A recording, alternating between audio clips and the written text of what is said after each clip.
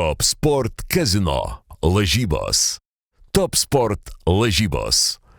Dalyvaudamas azartiniuose lošimuose gali prarasti ne tik pinigus.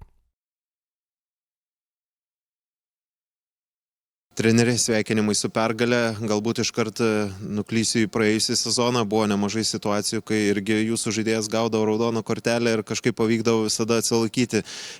Pakankamai panaši sudėtis liko ir po praėjusio sezono, ir jūs likot, kiek galbūt ir tai pagelbėjo, kad šiandien 10 vėl likus pavyko atsilaikyti. Aišku, kažkur sėkmė, kažkur vartininkas, bet pakankamai tvarkingai vis tiek iškovojo tą pergalę. Tai matot, laikas bėga, niekas nesikeičia, vėl raudona kortelė, vėl lieka mažumoje ir ganėtinai ilgą laiką, kas nėra lengva, tai vadinkim tos pamokos, ta praktika iš praeito sezono, jinai yra naudinga, ta pati sudėtis, tai pamokos išmoktos. Džiaugiuosi, kad žaidėjai atsilaikė, kad davė kovą, būdami mažumoje ir beveik visą kėlinį. Tai pagyraus jiems, pliusai tik tai jiems, tik norėtųsi iki to nedaeiti, nes aš manau, kad turėjom visišką žaidimo kontrolę iki tos raudonos kortelės ir galėjom tiesiog ramiau užbaigti rungtynes. Šiandien vėlgi buvo ir Aldairas Hernandesas, ten kovojo per sužeidimus ir yra tų traumuotų žaidėjų, šiandien Černychas žaidė, kur galbūt dabar tokios didžiausias problemos, kalbant apie žaidimą, kai krenta žaidėjai vienas po kito vienose ar kitose situacijose. Tai aš nesakyčiau, kad jie krenta, mes visi žaidėjai sveiki. Apskritai visi sveiki, mes neturim traumuotų, tiesiog yra antras turas, nesinori per anksti rizikuoti kažkuo, laukia ilga kelionė. Ir viskas, o Hernandeso tai tiesiog kontaktas su alkūne, prakirsta oda, tai čia futbolo dalis tiesiog, tik tai gaila, kad neužfiksuota nei pražanga, nei kažkoks kitas pažeidimas, o šiaip esame visi sveiki, visi pasiruošę. Po pirmų rungtynių sakėt, kad žaidimas užsimiršta kartais, bet tie 3 taškai lieka, tai šiandien kažkuria prasme irgi tinka šitas pasakymas. Aš sakiau Rūbinei, kad praeitose rungtynėse mes iškovojom, mes nežaidėm, mes iškovojom 3 taškus, šiose rungtynėse mes žaidėm 45 minutės ir tada vėl kovojom, tai kažkurioje vietoje pasistumėjom į priekį ir tikiuosi, kad trečiam turėjau žaisim visas rungtynės, kovosim ir žaisim, tada bus visi pliusai mums. Šiaip, aišku, dar sunku vertinti, tik antras turas, bet jau gal teko ir kitas komandas stebėti, šiaip bendrai koks įspūdis sezono pradžios? Stebim visas ir kontrolinėse rungtynėse ir dabar, ir tenka nuvažiuoti į kitus miestus stebėti. Tai iš esmės kaip ir pernai niekas nesikeičia, ta pati pradžia, visos komandos su naujom idėjom, visos komandos su naujom jėgom ir visos kabinasi dėl tų taškų, bet kaip ir visuomet bus pirmas, antras ratai tokie, o tada truputį atsiskirs komandos į kelias grupės, bus kurie truputį aukščiau, kurie žemiau ir nusistovės tą lentelę. O dabar kiekvienos rungtynės bus tokios. Turit naujoką, šiandien jis dar nebuvo registruotas, kada galbūt galime laukti jo debiuto, kokią rolę esat numatęs jam ir koks tai žaidėjas trumpai? Jis labai kūrybiškas žaidėjas, aikštės vidurio žaidėjas, gali ir atakoje padėti ir labai organizuotas gynyboje, tai aš manau, kad bus geras pastiprinimas mums. Atvyko visai neseniai, tai visos registracijos ir taip toliau, plus adaptacija.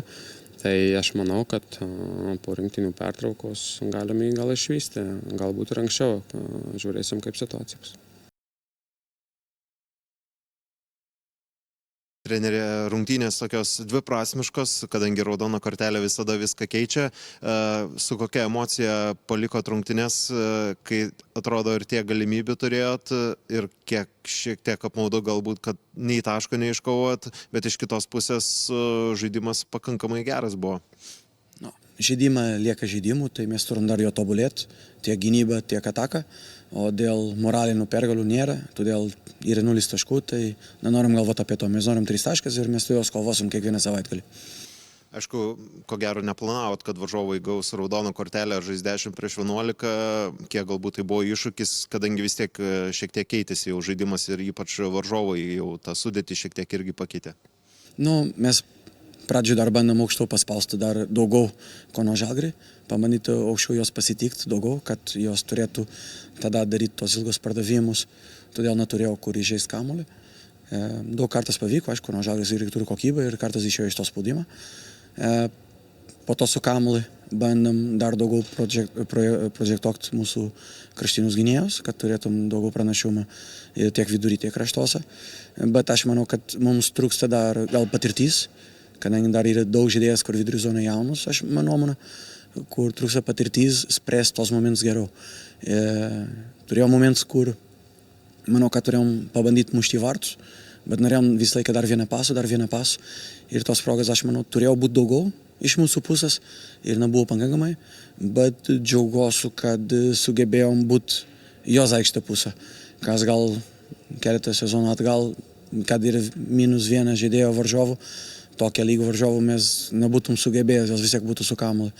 Tai iš tos pusės yra to mūsų kokybė šitą sezoną, kur mes galime to padaryti, bet reikia mušti įvartį. Kai mes suklydom, Kauno Žalgiris sugebėjo įmušti vieną, kai jos suklydom, mes nesugebėjom ir to ir liko 1-0. Vaidas Magdarušauskas bandė žaisti, bet teko greit daryti keitimą, kokia situacija su juo, kas jam yra nutikę. Tai su Vaidu labai paprastai, mes žinom, kad jis yra svarbus žaidėjas, mes tikrai nenorim rizikuoti. Tai su juo buvo derinta, kad jis treniravosi 2 kartus, mes tada įdėjom į varžybų pradžių, bet jeigu minimalų jo skausmų tu jausti ar kažkokią diskomfortų, mes keičiam. Jeigu jis mato, jis jau parašė keitimą, koks 6 minutės prieš to keitimą ir jis toliau bėgo ir žaidė, tai dėl to jis tikrai gali, bet mes nenorim rizikuoti, kad kažkas rimčiau po to atsitiktų. Jis mums yra svarbus žaidėjas ir ateina daug rungtynių, tai mes turim daug žaidėjų komandą, kur galima rotuoti sudėtis ir mums yra svarbu, kad Vaidas būtų pasiruošęs kitą savaitgalį. Tai geriau Vaidas, jeigu pailsi ir po to būtų pilnai pasiruošęs. Turit naujoką, šiandien iš karto į startinę sudėtį apie puolėjas. Aišku, sunkoka vertinti dar tik pirmas rungtynės, bet ko galbūt iš jo tikitės ir ką jis gali duoti komandai, vis tiek jūs daugiau jį pažįstat. Ignas, pirmą paminėti, kad Ignas vakar turėjo šiek tiek traumelę, tai nebegalėjo rungtyniauti šiandien, tai turėjom įmesti iš karto apie į rungtynių.